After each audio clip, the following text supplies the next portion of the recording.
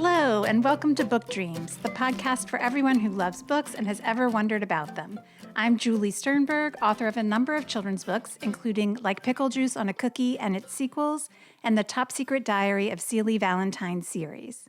And I'm Eve Yohalem. I'm also a children's book author. My books include The Truth According to Blue and Cast Off, The Strange Adventures of Petrie de Winter and Bram Broen. In each episode of this podcast, we consider a book-related question.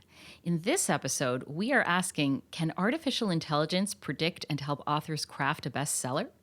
So in an earlier episode, episode 20, we spoke with Matthew Jockers about an algorithm that he helped create that does exactly that.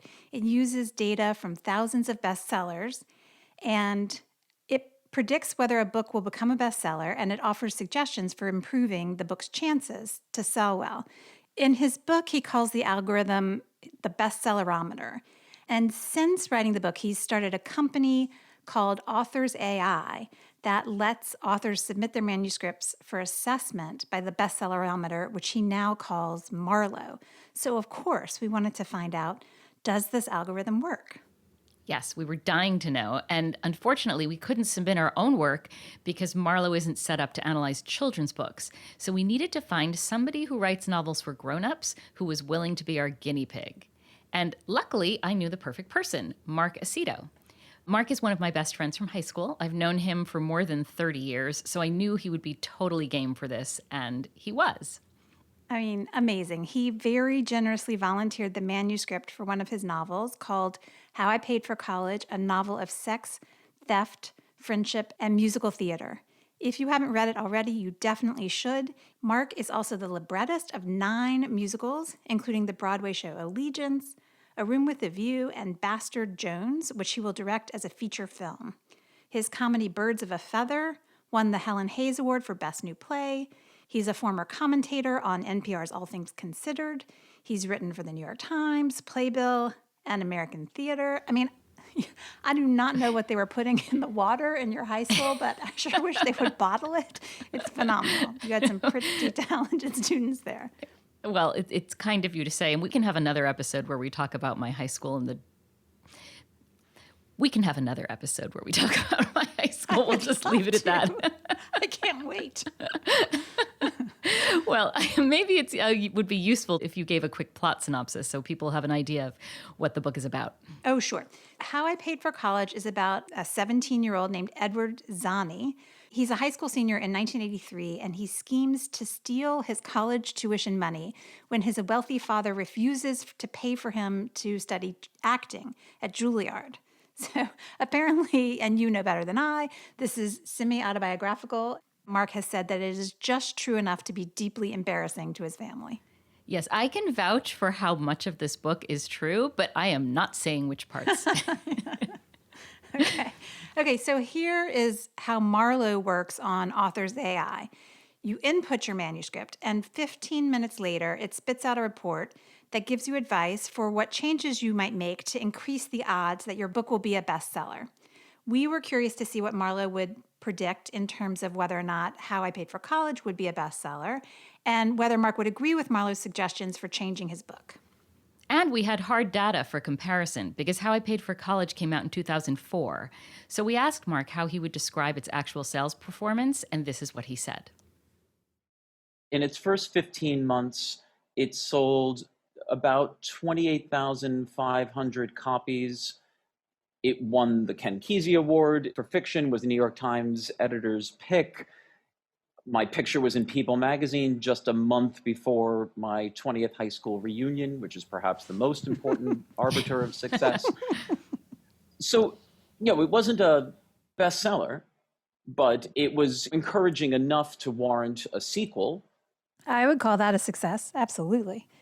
One of the elements of publishing, as you both know, that is so terrifying for a writer is the benchmarks for success are set by someone else. The publisher determines what is success depending on the amount of money that they have invested in the book, i.e. the writer's advance as well as the number of copies that they print. So I can't say for certain whether they were feeling satisfied, but what I can say is, well, let me just put it this way.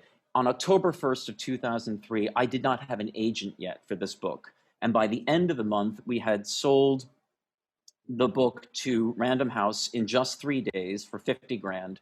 We had sold the English rights for another 50 grand, and then the film rights to Columbia Pictures for another 100 grand. And then subsequently 5 foreign languages, including Braille, which I love. So that was obviously a wonderful payday for me and completely disorienting as a life-changing event. Yeah. So what factors do you think contributed to its sales success? We're curious about what did the publisher do and what did you do to try to drive sales? I got really excellent PR help with this book. They definitely championed it. I was moved towards the front of the line in terms of that division's titles for the fall. So I got about as good a chance, I think, as most debut novelists get. Mm-hmm. So, for instance, yes, when it was a New York Times editor's pick, they responded by then placing an ad in the New York Times book review section. So they definitely capitalized on that. I had a very good book tour. Mm-hmm. They did a really good job, and I was very proactive in terms of getting out there and talking to anybody about anything. I mean, I ended up eventually on the Rotary Club circuit, which, if you've never been to a Rotary Club meeting, it begins with a Pledge of Allegiance and the singing of the national anthem. This is not exactly the environment that this like No. crazy queer guy shows up and tells this story. They loved me at the Rotary Club. So I had as good a chance as any, and I feel like I went to the Olympics and didn't medal, but certainly did very respectably. Yeah. Do you have any theories about why it wasn't a bestseller? I can only quote the words of my editor, who one night in a bar in New York ran his fingers across his face and up through his hair, saying, "We just don't know what to do with you." And certainly the words "too gay" came up a lot. Mm-hmm. To which I replied at one point, "Well, yeah, but what about David Sedaris?" To which my editor replied, "Oh, you're much gayer than David Sedaris." Oh, Jesus.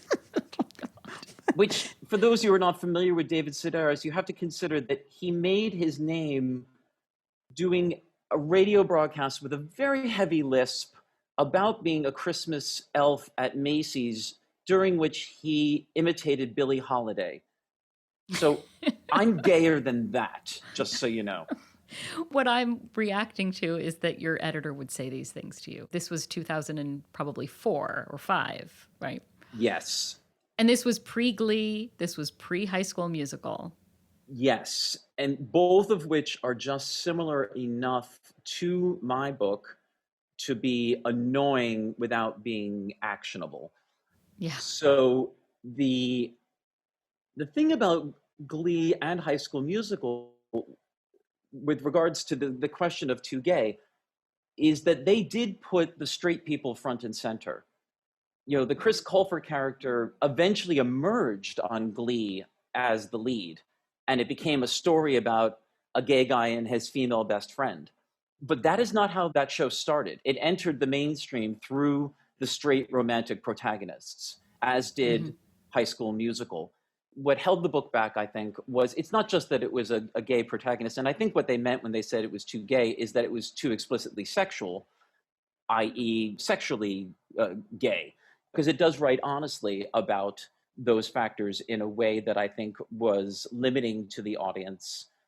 I think in retrospect, the subtitle, I should say, was probably a mistake because it wasn't really subway friendly. To be reading something that says a tale of sex, theft, friendship, and musical theater, as cheeky and as accurate as that is, having the word sex in big letters on the title got attention, but I think also inhibited people from wanting to be seen reading it. We talk much more later about how the content of How I Paid for College affected its sales. But first, we turn to one of the primary criteria that Marlowe assesses to see how a book compares to the bestsellers that it has analyzed in the past. They call that factor narrative beats. Those are the turning points in the novel. There are positive narrative beats where conflict is resolved and normalcy is restored. There are also conflict beats where new conflict is introduced. So if you've written a page turner with a driving plot, you should have beats, positive or negative, that are fairly evenly spaced throughout. For example, the Da Vinci Code and 50 Shades of Grey have narrative beats every 10% of the book, pretty much like clockwork. Right, which is apparently one of the secrets to the success of those books. With How I Paid for College, what Marlowe reported was that basically the book gets off to a fast start, and then there's a bit of a lull until we're about a quarter of the way through. And after that, there are regular beats, a la 50 Shades of Grey and Da Vinci Code. So we asked Marc if he thinks Marlowe's assessment of the pacing in How I Paid for College is accurate. And here's what he said. It's fascinating to me that they were able to identify that, because that is absolutely true. The design of the story is very much based on screenplay structure, which means that there is a major turning point at 25%, and there's also a major turning point at 10%. Between those two things, I was very aware that I was setting up the audience for a fall. So the book does not come zooming out of the gate. The book actually is very much designed with cliffhangers at the end of every chapter, but those cliffhangers are not necessarily associated with the overall drive of the story. They're what I refer to as eyelash problems, which is you basically create a tapestry out of eyelashes. So I tried to keep the reader constantly turning pages by dealing with these sort of micro problems on the way towards the major problem, so that we could lull the reader into a sense of security. And whether or not that is what stopped the book from being a bestseller or not, I don't know, because one of the commonalities of most of the reviews is that people couldn't put it down. And now I wonder, if I had to do it over again, would I try to find a way to be able to make sure that the narrative beats that are constant throughout the book are more associated with that larger narrative thrust. That's fascinating. And I love this idea of the eyelash. What did you call them? The eyelash problem? Eyelash problems. Eyelash I wish I could take credit for it, but I'm going to have to, because I don't remember who said it to me. Right. I am often accused of having a slow start and then a really great finish. After writing 2 novels, I then turned my attention towards writing for the theater. And most writers tend to have trouble in the second act. And I tend to finish really well. I write very good second acts, mostly because I'm trying to deal with a multiplicity of ideas. And that takes time to set up and takes time for the reader or the audience to get acquainted. And once they're in it and involved, then the payoffs are hugely satisfying. But it does require patience at the beginning, and that is not the hallmark of commercial entertainment. If you turn to page 5 of the report, you'll see what Marlowe identifies as positive and negative beats. Again, the positive beat being where conflict is resolved and negative being where conflict is introduced. Maybe you'll just tell us whether or not you think that Marlowe has correctly identified positive and negative beats. They feel like sort of like arbitrary little moments that I'm not quite sure what they're identifying as being the major conflicts. It's so interesting. One they write as a positive beat is, "She put her hand on my knee. Are you in some kind of trouble, baby doll?" No, I say. I don't know why that's a positive beat.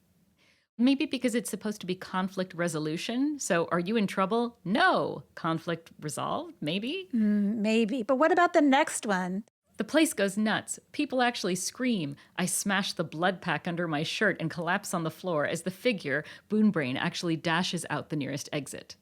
Boonbrain is another character. Right. That doesn't feel like conflict resolution to me. I don't know. Yeah, and so I'm not quite sure what they're going for. I mean, this very moment, for instance, is a description of my performance, Edward's performance, they're both actually one and the same, of Jesus in Godspell, and this very cool ending that we came up with, and how the audience responds. I'm not sure this machine is really understanding this book very well. I don't want to disparage this algorithm because I do think it really does have value and it's fascinating, but I do feel like it would benefit with some human interaction to be able to explain why that was the example, because I don't get it. Right. Yeah, it is interesting that if you look at the granular detail, it doesn't seem to make sense. And yet, when we look at the bar graph of your narrative beats, they're exactly as you expected them to be. Let's talk a little bit about pacing. There's a graph here that looks like a wave, and it's meant to mirror the reader's experience. So, identifying areas where a reader would turn the pages most quickly, those would be the peaks, and slower moments of foregrounding and scene setting would be the valleys. Again, what's interesting, I can tell you exactly at 15% of the way into the book, is when Edward's father comes home and announces that he is getting remarried. What turns out very quickly to be a sociopath enters their house and becomes Edward's stepmother. And that isn't necessarily associated with what I would think of as sort of the linear outer plot, but is very much an engine of that plot. And what's more, is a big emotional component.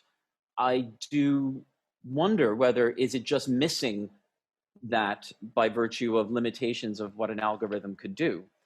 Or later on in the report, Marlowe talks about how typically when things are faster paced, writers use shorter sentences. And that in moments where you're trying to build intensity or anticipation, you'll use longer sentences. Maybe in your case, it meant that you were really stretching out those sentences to emphasize the dread and the anticipation. I think it would be instructive for us, again, to go to your words, because Marlowe has picked out the fastest paced sections of your narrative, which for Marlowe means, I think, your shortest sentences. And then we can contrast that with the slowest paced sections. For you as a writer, I think it's just reversed. So this is what Marlowe thinks is fast paced. That's how I see myself, a Pied Piper figure, or perhaps I should say Pied Pepper figure. Or here's another one. In her office in the basement, on quiet days, you have to take off your shoes and tiptoe lightly around the house. That doesn't feel like a fast-paced moment to me. Would you agree? Yeah, this is where it's all, confusing to me. And then here's a slow-paced, what Marlowe has identified as a slow-paced moment. I clear my throat and crack my neck. Okay, I say, have you ever seen after a winter storm how a sailor keeps his sail taut and, oh, that's not right. Keep going! I mean, that definitely feels fast-paced to me. See, that is Edward rehearsing a monologue from Antigone. You know what it is? Somehow it feels like, as you said, on the more sort of global level, it seems to understand and excavate certain truths about the book. Mm-hmm. It reminds me a lot of something that I've learned in the theater, which is that the audience is always right as a whole. For instance, when I'm watching my work on stage, I will watch the audience. I'll watch to see, are they fidgeting in their seats? Is there suddenly an outbreak of coughing throughout in particular sections? And I do that multiple times to get an overall average. And my feeling is the audience as a whole, always right, because they are the audience. They are the, duh. They are the people who write our paychecks. However, individually, a person comes up and says, oh, this is the problem, that is the issue. If I hear that from multiple people, I'll take it seriously. But even then, when they start to analyze why that's a problem, there's part of me that says, you should leave that to the experts. Because yes, you might be bored in scene 3, but the reason you're bored in scene 3 is because I actually did something wrong in scene 1. not because I did something wrong in scene 3. Yeah. And I feel like you need a certain level of expertise to be able to actually analyze that. Let's talk a little bit about major subjects, because one of the major themes in Matt's book, The Bestseller Code, is that best-selling novels tend to have a small number of major topics in them. And so there'll be one or two major topics and one or two secondary topics. And what they mean by topics is things like work, work-life balance, body, drugs, Hollywood, dating, that kind of thing. For How I Paid for College, Marlowe identified one big major topic, which was work-life balance, and then a whole bunch of smaller ones. Do you agree with how Marlowe has defined your topics? And would you consider, if you were to rewrite the book or if you were transported back in time, would you consider reducing the number of topics? I think that's valuable information. I'm not sure what I would do with it, but I'm fascinated by it, and I would take it seriously. Because perhaps part of what is appealing about the book, or what makes it what it is the broadness of its topics. But if I were to make that decision, then I would have to decide, is that a hill I want to die on? Is that just what I am and what I'm about and what this is? Or could I still maintain the integrity of what I'm trying to accomplish in a more focused way? Mm-hmm. Which is a very existential question for me as a human being and as a writer. I tend to be very broad in wide ranging in my interests. And what's more, Eve knows that I have synesthesia, which is a neurological phenomenon where you associate disassociated ideas, typically, and in my case, colors and numbers and letters. I think it's one of the reasons why I'm not good at math, because to me, all odd numbers are cool colors and all even numbers are warm colors. And when you add those things together, they don't result in the right color palette. So therefore, math doesn't really make sense to me in a way that it does to somebody who understands math. It gets all muddy and weird in the way in which I process that information. That was a very long way of saying, no surprise, that everything reminds me of something else. Mm-hmm. So therefore, it's difficult for me to stay focused on one very particular topic because 10 ideas all remind me of the same thing. I'm guessing that this confirms what you were saying earlier with respect to what Marlowe is good and bad at, because it sounds like you're agreeing that you have perhaps too many topics. But I'm also guessing, if you look at the list, that you might not agree with the actual topics that Marlowe has identified as being something you were setting out to cover. Like swearing, for example, is probably just incorporated into the text as opposed to a topic of discussion. Yes, drugs and street trade account for 4.11% of my story. And I would say that is by no means an accurate description of the book by anyone's standards. No. Right. No, the book is not about those two things, but the book does have high school kids who get high. But that's not even a focus. It's an ancillary thing in the book. It's a plot point, but I think still most people could agree that the subtitle is accurate. The book is basically about sex, theft, friendship, and musical theater. Those should be the top 4 topics. And the fact that Marlowe didn't identify those is very interesting to me and is worthwhile examining. And I'd say, that's not what I intended. Oh, really? Boy, drugs are what prevail? That's kind of not what I was going for. So perhaps I should take a look at that. I would definitely use this service if I were writing another novel. You've made it really clear, Mark, that there are pieces of Marlowe's reporting that would have been useful to you, that may have increased sales for you. But I just want to say that I don't think we can discount the possibility that in 2004, when this book came out, there was still too much homophobia for it to find its place. Because it's a phenomenal book. It's a compulsively readable book. It is a book you don't want to put down. And there still is plenty of homophobia, but there was much more then. I'm in agreement. I look at the analysis And I feel like there are things that could absolutely make the book better and stronger, and certainly perhaps widen its appeal somewhat. But ultimately, it does feel like the report is not able to take into account factors I think that really probably contributed to its not being a bestseller. Hmm. Marlowe doesn't judge, and Marlowe isn't subjective. And so that's something, external biases is something that Marlowe wouldn't know. Exactly. So it's reading it after the fact is bittersweet because it does articulate that there's a lot about the book that is working. It reminds me of the response to Allegiance, which is the Broadway musical that I wrote, which is about the internment of Japanese Americans during World War II. Not a fundamentally commercial idea for a musical, granted, but there are plenty of Yeah. non-commercial ideas for musicals. Getting to Broadway definitely felt like it was my second chance at the Olympics.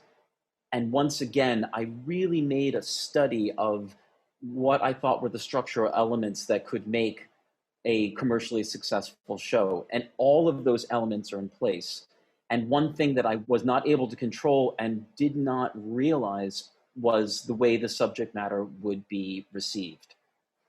I thought a story about the fortitude of Japanese Americans would be something that would inspire everybody. That a largely white audience would look at this family the way we look at the family in Fiddler on the Roof and identify with them despite the fact that they are different. And what I discovered was the level of appalling anti-Asian feeling amongst white audiences, that the number of people who said, well, I just couldn't identify with them, or I only identified with the white character, or I just felt so terrible about America, even though my emphasis was entirely on the strength of the people under duress. So it's that very bittersweet feeling of, wow, I can take these qualities as a writer and analyze how to be able to do something that could perhaps hit the benchmarks of commercial success, but in using them for topics that are difficult for people to digest, can end up being somebody who goes to the Olympics and doesn't medal. What I've learned is the importance of finding a way to be able to monetize my more niche view of the world so that I'm not trying to succeed on some kind of playing field for which this information is not really meant to be received. It's so interesting. We conceived this episode pretty much as a lark, right? Just to try Marlowe out, but it really brought up some deep questions. Oh my gosh, yeah. I mean, the existential question of how to monetize your work when it's your passion. Right? And how oppression and societal biases create an unlevel playing field that can limit the audience and financial success, which Marlowe doesn't really get to. Yes, and don't forget how it can feel weird to be analyzed by a robot, but at the same time, that robot can have valuable things to say. Because if you think about it, Marlowe got a lot of stuff right here. I mean, in a large sense, Marlowe said, Marc's book mostly, but not entirely, matched the algorithm. And in fact, Marc's book did very well, but wasn't a bestseller. But Marlowe missed maybe some of the whys that happened. Maybe it wasn't that there was a lull in the pacing in the beginning. Maybe it was because the book, according to Marc's editor, was too gay, quote unquote. Right. And that's something artificial intelligence can't know. Right. I think it's so interesting how, and this goes back to something that Marc said too about an audience as a whole, that Marlowe did sense some problems that resonate as true for Marc, although never quite got right exactly which language was a turning point, for example. But that happens sometimes. Yeah, it does happen sometimes. I expected this to be fun, but it was fun and super interesting. I agree. So I think that's it for this episode of the Book Dreams podcast. Thanks so much for listening. Please subscribe if you haven't already. And if you like the podcast and think someone else would too, please rate and review us on Apple Podcasts or your favorite podcast player. Yes, and be sure to let us know if there's a book-related topic you've wondered about, and we'll try looking into it in a future episode. You can reach us for that reason or any other at contact@bookdreamspodcast.com. We're also on Twitter at BookDreamsPod and on Instagram at BookDreamsPodcast. You can find Mark at newedens.nyc and Authors A.I at authors.ai. Many thanks to our associate producer, Gianfranco Lentini, and to our theme music composer, Maya Polsky. You can find Eve at eveyohallam.com and me at juliesternberg.com. And check out the podcast website, www.bookdreamspodcast.com. Until next time, happy book dreaming.